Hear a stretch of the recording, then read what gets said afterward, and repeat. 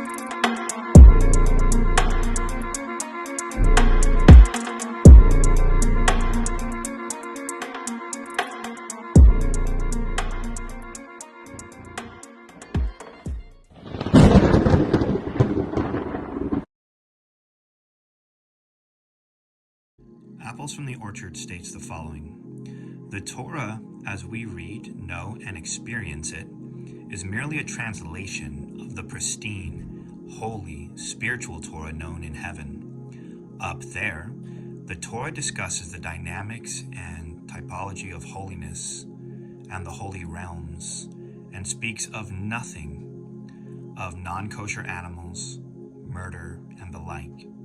It is only when the Torah descends earthward that the Torah speaks of these things. More precisely, the Torah is the same both up there and down here. But up there, the words we identify as referring to all these mundane concepts are naturally read and interpreted to refer to sublime spiritual concepts.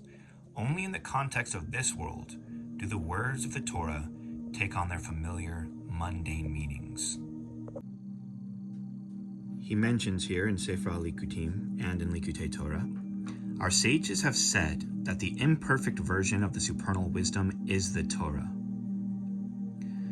When quoting, it states, Rabbi Hanina bar Yitzhak said, there are three unripe fruits. The unripe fruit of death is sleep. The unripe fruit of prophecy is the dream. The unripe fruit of the world to come is the Shabbat. Rabbi Avin added two more. The unripe fruit of the supernal light is the orb of the sun. The unripe fruit of the supernal wisdom is the Torah. The idiom of unripe fruits obviously means imperfect versions, not something that will develop into its full version. It is precisely for this reason that the supernal mysteries that are being made known for the first time and revelated for the first time into the world will usher in world peace. They lack the garments and are revealed simplicities, truth in light that is transcendent. But for the sake of this video, we will enter into the lower thing, which is but a husk for the higher thing. There are three primary phases of the emanations of Zerahinpin. The first is called Ibur, the second is called Yanuka, and the third is called Godless. Ibur, in which Netzach, Hod, and Yesod. Yanuka, in which contains Chesed, Gevurah, Tiferet, Netzach, Hod, and Yesod. And Godless, in which it receives the higher Mochen, an example, Keter, Hokmah, Bina, and Das, Chesed, Gevurah, Tiferet, Netzach, Hod, Yesod. Now the Partzufim of Zerahinpin first begins its emanatory phases inside of what we call Ima, the Partzuf of Bina, also called the world of Berea. And so the entire beginning of Genesis is discussing the world of Berea, as the Arizal points out here. The verse, Bereshis bara Elohim et Hashemayim v'charetz, in the beginning, is translated here, an example with the power of Ima Vatzilos, bara Elohim, an example Ima of Berea created, et Hashemayim, an example Zerahinpin of Berea, vat charetz, an example the Nukva of Zerahinpin of Berea. Thus the entire creation story is referring to the world of Berea. Now we will begin to discuss the aspects of the order of emanation of Zerahinpin as it relates to the creation story. Our first phase will be in Ibur, and it was mentioned that Ibur takes place in the Netzach, Hod, and Yesod, mainly of Ima. Thus, we know that the word Berah, created, refers to Berea, the world of Berea. This teaches us that all of the days of creation are referring to the Sfirot and pathways and aspects of the Partzufim called Ima. Let us enter into the secret of day 6, which is Yesod, the place of the first emanatory phase of Zerahinpin, an example, the phase called Ibur. On that day, we read that Elohim created the man Betzlamo, Betzelem, Elohim, in the Tselem of Elohim. What is this Tselem of Elohim? The name Elohim is mentioned 32 times during the acts of creation. They correspond to the 10 Sfirot of Ima and the 22 pathways. The secret of this is that Elohim has 5 letters, and 5 times 32 is the numerical value 160. This is what is written, Betzelem Elohim, because 160 is the numerical value of the word Tselem. Tselem, an example, the word image. Tzadi is 90, Lamed is 30, and Mem is 40. 90 plus 30 plus 40 equals 160, because it refers to these 32 Elohims with their 5 letters, totaling 160. This is Betzelem Elohim. Now, at this time, it says he made the man. The word Adam has a numerical value of 45. And 45 is the name for Zerahinpin, the expansion of the divine name Yud-Kei Vav-Kei with Alephs, which values 45. Thus, Zekar and Nukva, an example Zerahinpin and Nukva, were in the aspect of the Tselem. Tselem also teaches us that this is the Netzach, Hod, and Yesod of Ima. At this time, they were in the aspect of the external vessels. Thus, the externalities are all by the name of Elohim, and the internalities are all by the name Yud-Kei Vav-Kei. The word Tselem is divided between 3 letters, and they are Tselomim, Levoshim, and Mochen. Images, garments, and brains. The Tselomim correspond to the Netzach Hod Yisod, the Levoshim correspond to Chesed, Gevurah, and Tifres, and the Mochen corresponds to Chokmah, Bina, and Da'as. We can see here it says 32 Elohim, and they're 5 letters, which have a gematria value of the word Tselem. For those of you that have a copy of Sefer Yetzirah by R.A. Kaplan, you can see a list of the 32 paths mentioned. This is on page 6 and page 7. Thus we see that the name Elohim is mentioned exactly 32 times. And indeed, these refer to the Sefirot and the interconnecting pathways, as has been made known. As being revealed here in Eitz Chaim Shabagan, we see that the Netzach, Hod, and Yisod of Ima contain inside of it the Netzach, Hod, and Yisod of Abba. It was also explained to you that Elohim refers to an external vessel, and Yud-Kei Vav-Kei, an internal light. Now, at this phase, we know that the Chokmah, Bina, and Da'as, an example, the brains of Zerampin, were developed. This occurs during the initial 9 months of pregnancy. Thus, Elohim has a numerical value of 86. This is likened to 86 days. Thus, 86 days for Netzach, 86 days for Hod, 86 days for Yisod.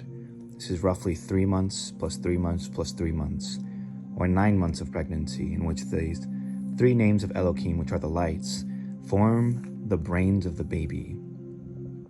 And we find here that the Netzach, Hod, and Yisod of the woman, an example, the hips and the reproductive organ, is the exact location of the development of the baby. This first phase was in the internality when they were inside of Ima, and it is called Ibur, or pregnancy. Now to cite Eitz Chaim. Because most of the audience here is in the Western world and do not speak Lashon HaKodesh or read it, I will use an English translation to make things simpler. Chapter 3. We will now explain the birth and how the upper Ima gave birth to Zerampin and Nukva. It states, the secret is that Zerampin is the fetus that was placed in the belly of Ima during conception. This is the 9 months of conception.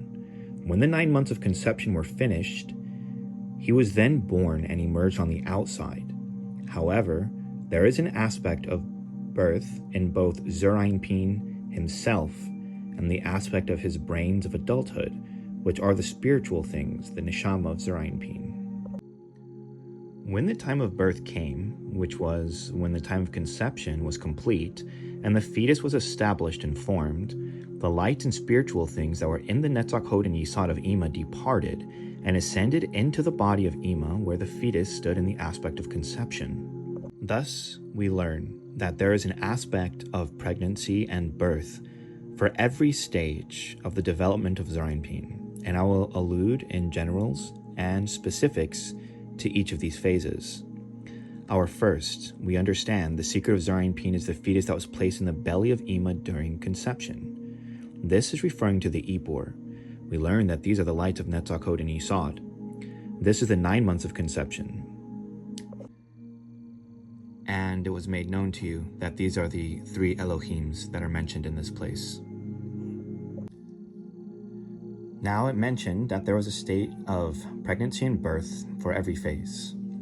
Thus, at the time when Adam was in the aspect of Ibur, an example, the secret of the 45 name, it was in the Netzach, Hod, Yisod, or belly of the supernal Ima, which was called the Tselem. And at this time, it received the Shefa of those 32 Elohim, which were all of her aspects and all of her lights. It mentioned that there were 9 months of conception, and I revealed that Elohim has a numerical value of 86, and 86 is roughly 3 months, thus 9 months, as it was mentioned.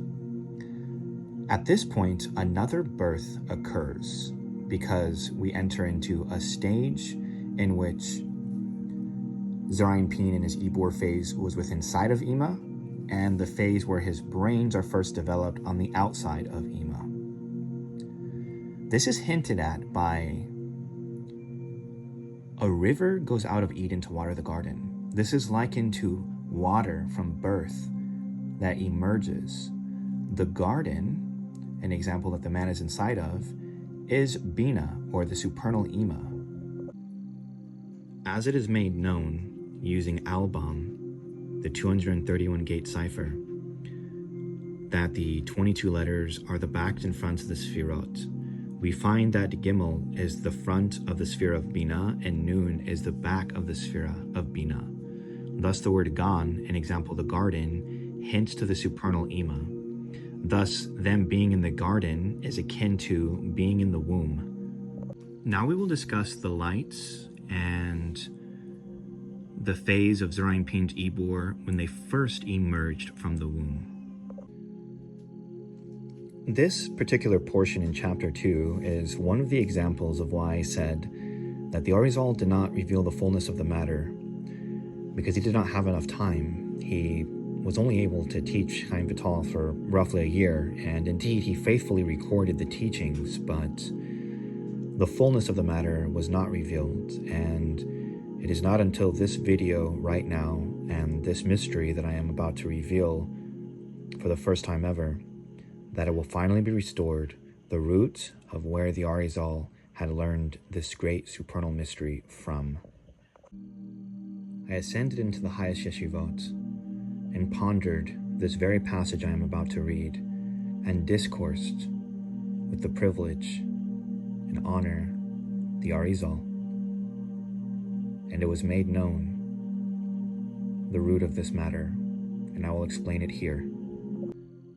He mentions, the aspect of the sparks needs a broader explanation. It relates to the discourse of the 288 sparks that we explained above. There we explained that the 288 were the 4 names of 72, 63, 45, and 52. There were 72 sparks from each one. This is the secret of the verse, and the spirit of Elohim vibrated above the waters. Baruch Elohim Merokefet. The word Merokefet, the Arizal explains the following. The word hovered, or Merokefet, spelled Mem Resh Chet Fe Tav. These letters can be rearranged to form 2 words, an example, the word for died, Mem Tav, and the number 288, an example, Resh Fe Chet. Thus we learn that the word Merokefet indicates and can be read as 288 sparks died, or an example, they descended. These are referring to the lights of the 72 name, 63 name, the 45 name, and 52 name. And at the time in which it took place, everything was in the aspect of the lights of Ima. Thus it says, Baruch Elohim Merokefet, because everything was in the aspect of those 32 Elohims. The lights of 72, 63, 45, and 52, which at this point were in the levels of Chokmah, Bina, and Da'as of Ima, began to descend as it was explained. Now the first 3, which were 72, 63, and 45, were in Zerayin-Pin. The aspect of Chesed was 72, Gevurah was 63, and Tiferet with Netzach, Hod, and Yisod were 45. Thus the 72 name descended from Chokmah into Chesed, the 45 descended from Da'as into Tiferet, and the 63 descended into Gevurah. Thus, Chesed has a numerical value of 72. One of the names of Gevurah is Din, which has a numerical value of the 63 name Imkalel, and Tiferet, called Adam, has a numerical value of 45. He then goes on to explain the following. Now, the 3 names themselves did not enter the vessels to be their life force first, but their spellings entered first, because they are the lowest grade of the names as mentioned in the discourse on the 288 sparks. Now, the spelling of these names are numbered. When we subtract the simple names, which have a numerical value of 26, we are left with 46 from 72, 37 from 63, and 19 from 45. You also need to know that the lowest spelling, which is the 19 that spells 45, entered first. It continues. It might be because it was the smallest, or it might be because Zerayin took the aspect of his own life force first. The Arizal continued to instruct him. Now, the aspect of the 19 sparks of the spelling of 45 entered in 3 days. They were the aspect of life, chai, to allude to the life force already being in them. Now, such a passage is incredibly cryptic. Not to mention, he self-admittedly it could be one way or it could be another way. This indicates to us that the matter was not fully expounded. Where did the Arizal draw such information from? And what was he trying to reveal to Chaim Vital? Clearly, the source is not found inside of Eitz Chaim itself. The system is being explained, but where it derived from is not. I will now explain for the first time ever the root of this matter. He explains that the lights of the Miluim, or the expansions, entered first. The word expansion is the word milui.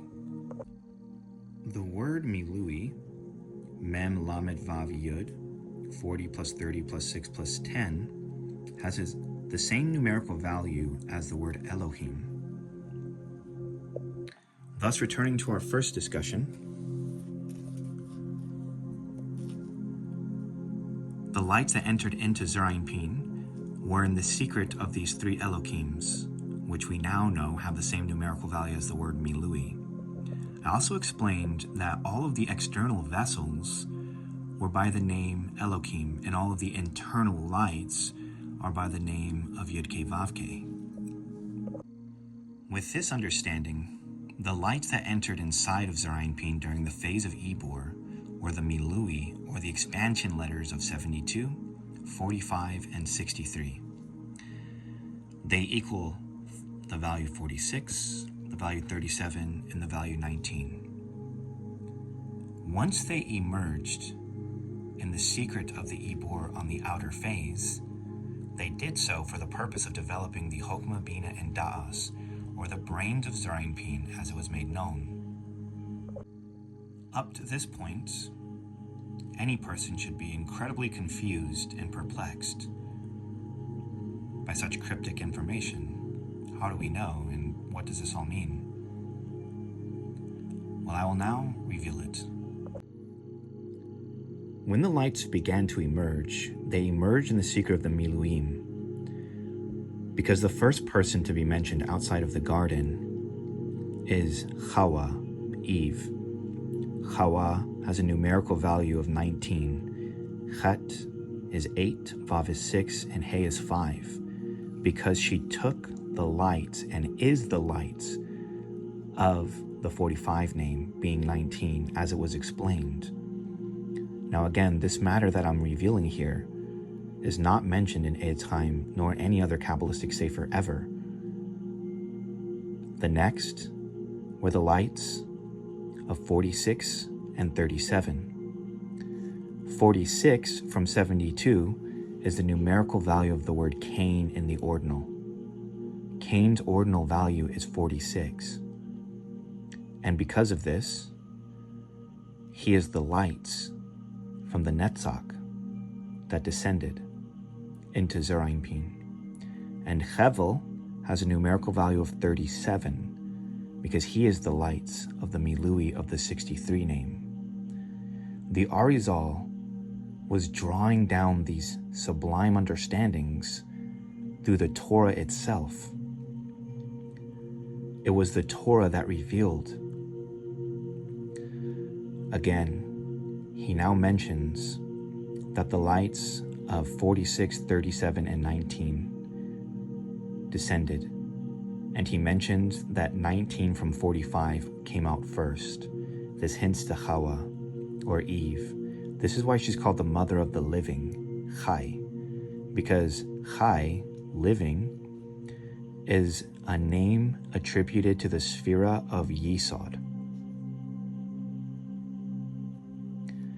Again, Cain has the ordinal value of 46, hinting to the Milui of the 72 name that descended, and Hevel, 37, from the Milui, or expansion of the 63 name, because the Netzach Hod Yesod of Ima formed the Chokmah Bina Da'as of Zerampin, as is shown here.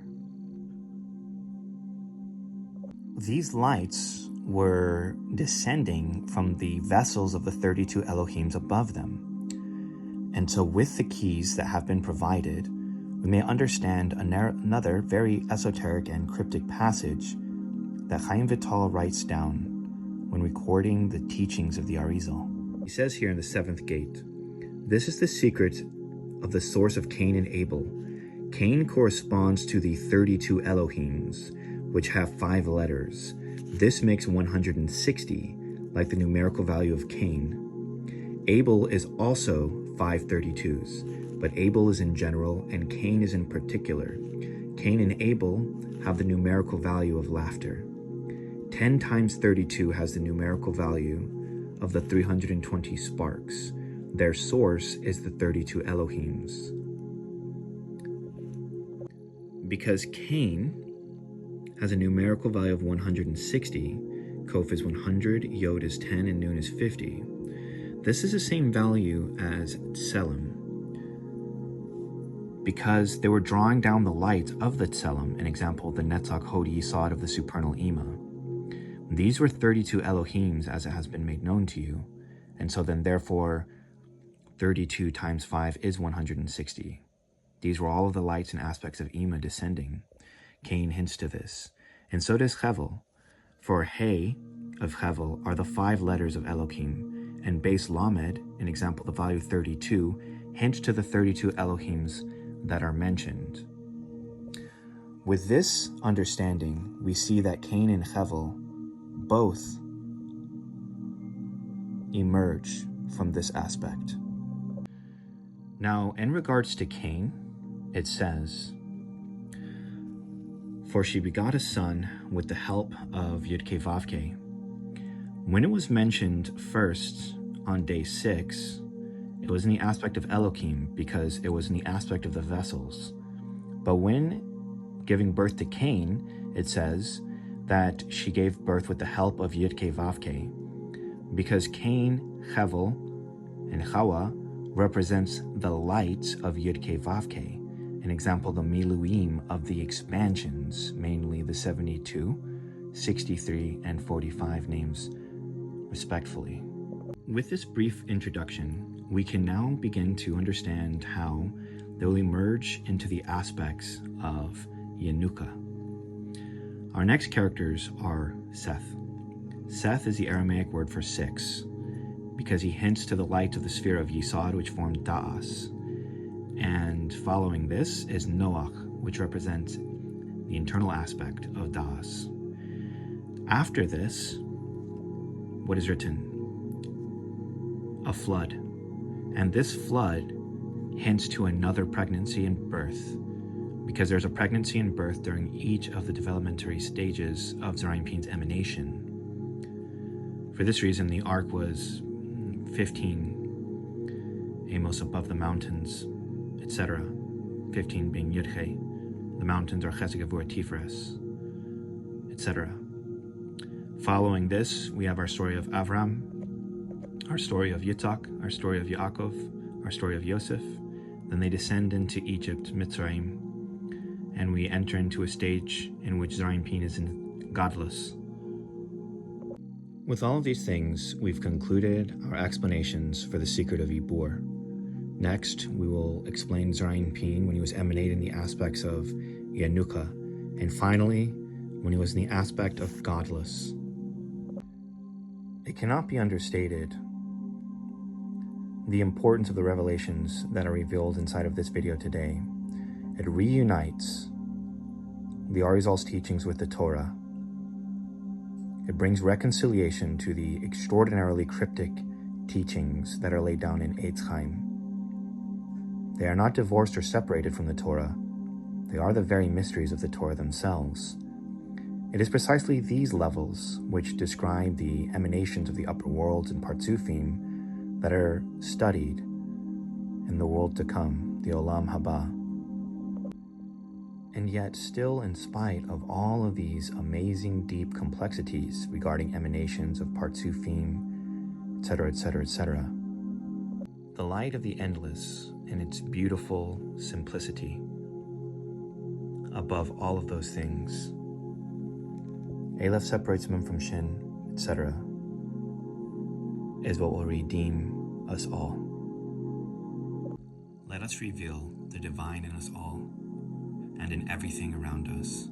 Let us awaken to the beauty of the truth. Shalom, Selah. The following is written by Chaim Vital called The Awakening.